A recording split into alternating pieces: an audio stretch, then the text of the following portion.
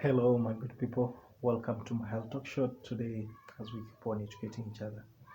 So, today I'm delighted to talk about one of the main conditions that affect women, and it's one of the main concerns that basically affects women during their pregnancy.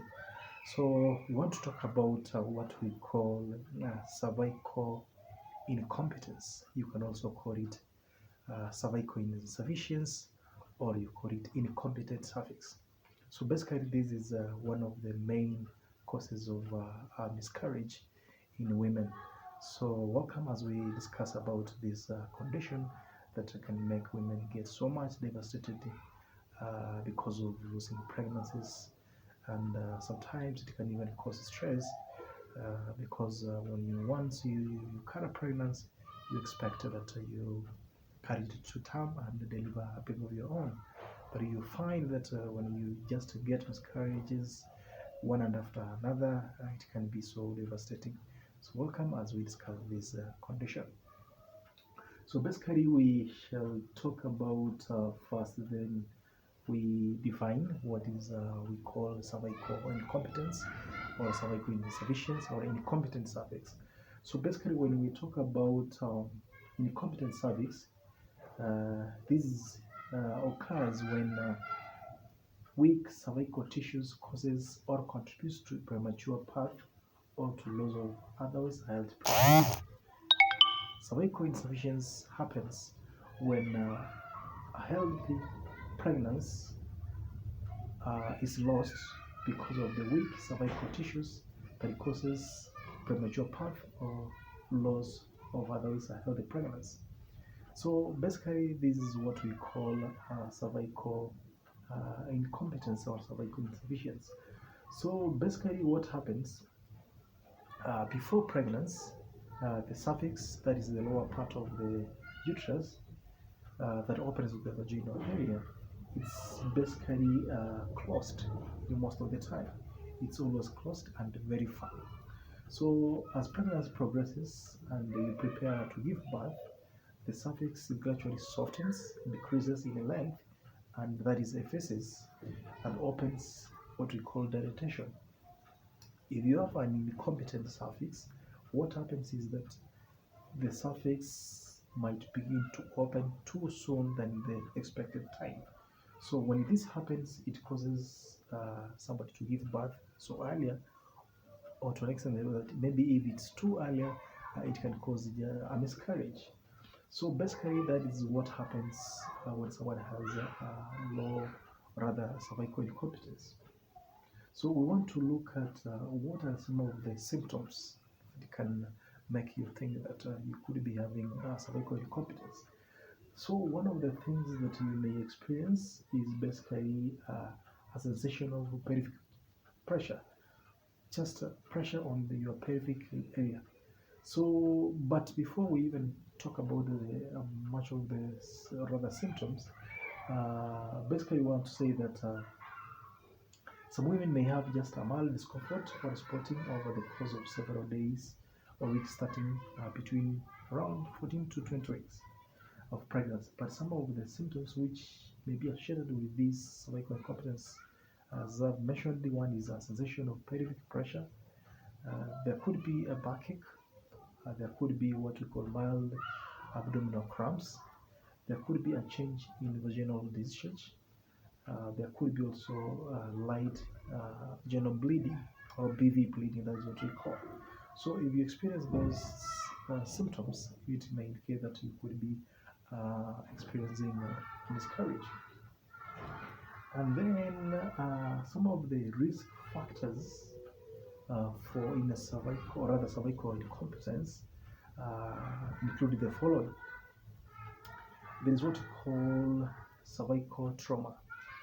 Trauma is injuries that can happen to the cervical area. So if someone has some injuries or trauma due to either surgical procedures that were done sometimes, but it can also increase the risk factor for cervical incompetence. So some surgical procedures used to treat cervical abnormalities associated with abnormal Pap smear can result in cervical insufficiency, and other surgical procedures such as dilatation and curettage can also increase this kind of risk. So other things that which can also increase the risk factor for cervical trauma, things like cervical tear during previous labor, and also delivery could be associated with or rather incomplete cervix. So if somebody had a cervical tear in the previous pregnancy, it can be associated with this kind of complication or rather a risk factor. Other things is what we call congenital conditions. So congenital conditions here, we are talking about uterine abnormalities and genetic disorders that affect fibrous tissue type of protein that makes up your body's connective tissues. So that is collagen. So this one may cause an incompetent surface exposure to some chemicals, synthetic form of hormones, estrogen before birth, also may be linked to this kind of insufficiency. So basically, those are some of the few risk factors that can contribute to cervical incompetence. So before we talk about how you can manage or prevent this, let's see what are some of the complications that may come about as a result of this insufficiency. So incompetent cervix poses risk for your pregnancy, particularly during the second and the third trimester, or rather basically second trimester. So this can include premature birth, pregnancy loss, basically pregnancy loss, especially if the cervix opens too soon, it can lead to pregnancy losses. So how can you prevent this kind of problem? So, but before we talk about prevention, when we talk about treatment for cervical insufficiency, basically you may need to see a gynecologist. Basically, once it has been discovered that you have cervical insufficiency, so that you are told exactly what you normally to do. So most of the time, once you have been discovered that you have cervical insufficiency, what we normally rather advise is for you to get what we call a McDonald's stitch. This is a stitch that is done on the cervix once you become pregnant. That is the next pregnancy. Once you have lost this one, in your next pregnancy, you are advised to have what we call a McDonald's stitch. So this is a stitch on your cervix, basically done before your pregnancy reaches around 14 weeks. So before 14 weeks, the earlier you do it, the better, so that this the surface can be stitched and become firm, and that stitch is removed when you are about to give birth or when your pregnancy has reached term. So basically, that's how McDonald's stitch is done.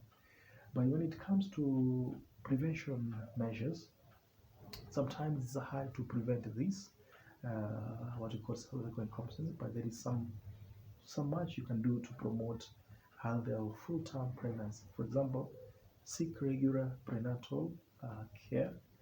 We do have what we call prenatal, antenatal, and postnatal. Prenatal care is before you conceive. Antenatal is during your pregnancy, and postnatal is after you've delivered. So prenatal care visits can help your doctor monitor your health and also your baby's health. Or rather, that is much to do, especially if you have had previous pregnancy losses.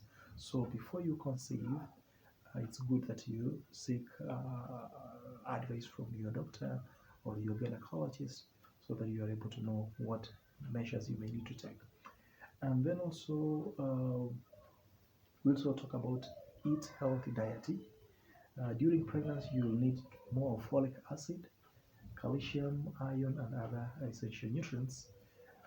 And the daily, this one will help you to get, if you had some nutritional deficiencies, it will also help you have them. So gain weight wisely. So sometimes weight gain also is one of the main factor that we consider when it comes to prevention of these issues. So gaining the right amount of weight can support you with this health. Avoid risky substances. That is, if you are smoking, you need to quit. If you're taking too much alcohol and some other drugs or habits, you need to avoid them or even stop. That is very, very important. So always seek your, or rather talk to your doctor about your risk factors, your rather your previous pregnancies. If you have lost them, then you are able to be helped. So if you have had an incompetent cervix during one pregnancy, you are at risk of getting premature birth or a pregnancy loss in later pregnancies. So if you are considering getting pregnant again, talk with your doctor to understand the risk factors that may come about so that you are able to know what measures you need to take. So basically, that is all I wanted to tell you about cervical incompetence, which is one of the main causes of miscarriages in women, especially when it comes to recurrent miscarriages.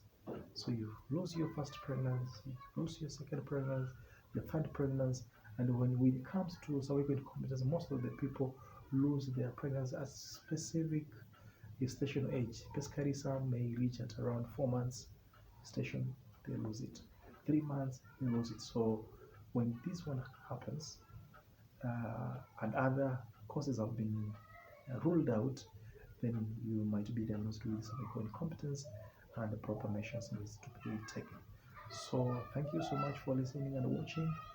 Now we shall keep on educating each other as we go by. Thank you and may God bless you. As I always say, keep on supporting me on my Healthy Talk platforms, on my YouTube channel, and also on my Facebook page as we keep on educating you. Thank you and may God bless you.